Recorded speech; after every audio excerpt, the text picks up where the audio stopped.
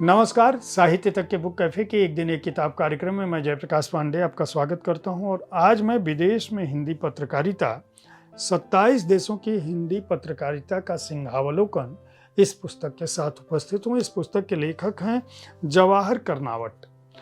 जवाहर कर्नावट जाने माने पत्रकार और अकादमिक शिक्षाविद हैं। पत्रकारिता विश्वविद्यालयों में लंबे समय से पढ़ा रहे हैं और यह पुस्तक उन्होंने बहुत ही श्रमपूर्वक लिखी है।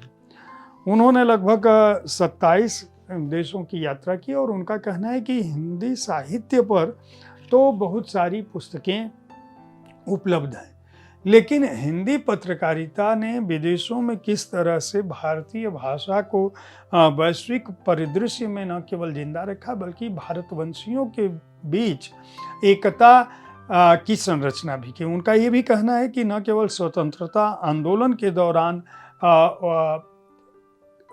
हिंदी अखबारों की भूमिका थी, बल्कि विदेश की धरती पर उन्होंने आज भी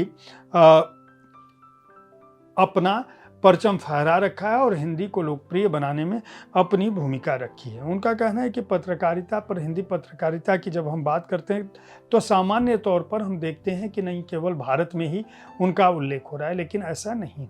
दुनिया के कम से कम 27 या उससे भी अधिक देश ऐसे हैं जिनमें पिछले 120 वर्षों में 150 से अधिक पत्र पत्रिकाएं निकली और यहाँ तक कि ये जो पुस्तक है जिसको उन्होंने जवाहर कर्नावट ने हिंदी को वैश्विक स्तर पर प्रतिस्थापित करने की जो अपना प्रयास उनका है, उसमें उन्होंने इस भूमिका को निभाते हुए यह काम किया है।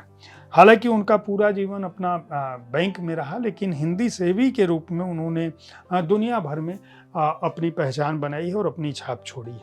इस पुस्तक में वे अलग अलग खंडों में हिंदी पत्रकारिता के विदेश में पहुंचने की बात करते हैं और हर अध्याय में यह समझाने की कोशिश करते हैं कि उस देश की पृष्ठभूमि क्या थी, उस देश में भारतीय कैसे पहुंचे और भारतीयों की संख्या आज कितनी है। इस पुस्तक की सबसे बड़ी विशेषता मेरी समझ से यही है कि जब वे अखबारों और पत्र पत्रिकाओं की बात करते हैं तो उस देश की सामाजिक, सांस्कृतिक, ऐतिहासिक पृष्ठभूमि को भी बताने की कोशिश करते हैं, जिनमें भारतीयता को, हिंदी भाषा को, हिंदी पत्र और पत्रकारिता को वह पहचान दी जो आज विश्व के स्तर पर हिंदी को प्रतिष्ठापित करने के लिए और संयुक्त राष्ट्र में जो हमारी हिंदी भाषा को मान्यता दिलवाने की बात है, उस पर बात करती है। जो पुस्तक में शामिल देश हैं, मैं उनकी बात करूं, गिरमिटिया देशों में हिंदी पत्रकारिता के खंड में उन्होंने 6 अध्याय में मॉरिशस, दक्षिण अफ्रीका, फिजी, सूरीनाम, गयाना और त्रिनिडाद और टोबैगो में हिंदी पत्रकारिता की बात की है। उसकी ऐतिहासिक यात्रा पर नज़र डाली है, उसके वर्तमान पर नज़र डाली है, किस तरह से गिरमिटिया वहाँ पहुँचे और उन्होंने अपने संसार को इन अखबारों के माध्यम से न केवल अपनी आवाज़ को बचाए रखा बल्कि अपनी संस्कृति, अपनी सभ्यता, अपने धर्म को भी बचाने की कोशिश की। उत्तर अमेरिका और ऑस्ट्रेलिया के ऑस्ट्रेलिया महाद्वीप में हिंदी पत्रकारिता उस देश में बात की है उन्होंने अमेरिका, कनाडा, ऑस्ट्रेलिया और न्यूजीलैंड में हिंदी पत्रकारिता पर एक नज़र डाली है। कुल 4 अध्याय इस खंड में हैं।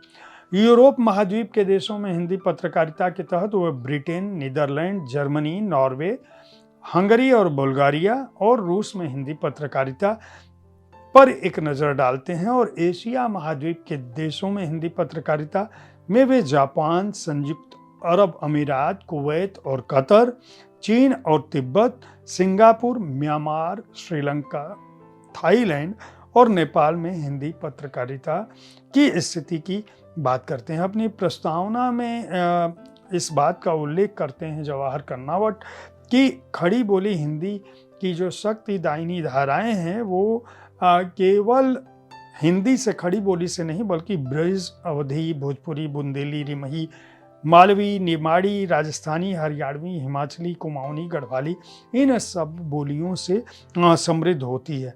लेकिन परदेश में स्वदेश रचने की जो सांस्कृतिक यात्रा है, उस यात्रा में हिंदी पत्रकारिता का जो उपादान है वह बहुत महत्वपूर्ण है।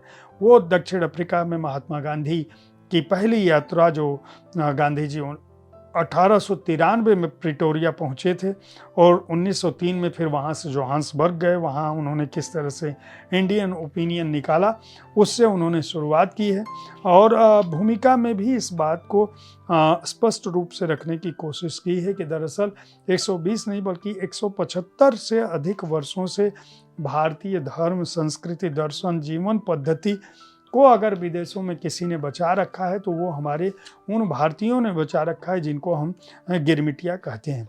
यह पुस्तक दरअसल हिंदी पत्रकारिता के वैश्विक विकास और इतिहास और उसके वर्तमान पर न केवल एक बेहद शोधपरक दृष्टि डालती है बल्कि एक अनिवार्य पुस्तक के रूप में है। जिन भी लोगों को हिंदी पत्रकारिता के इतिहास, उसके विकास को जानने में रुचि है, वो विदेश में हिंदी पत्रकारिता, 27 देशों की हिंदी पत्रकारिता का सिंहावलोकन पुस्तक अवश्य खरीद कर पढ़ें। जवाहर कर्नावट जी को इस बात के लिए मैं बधाई दूंगा कि उन्होंने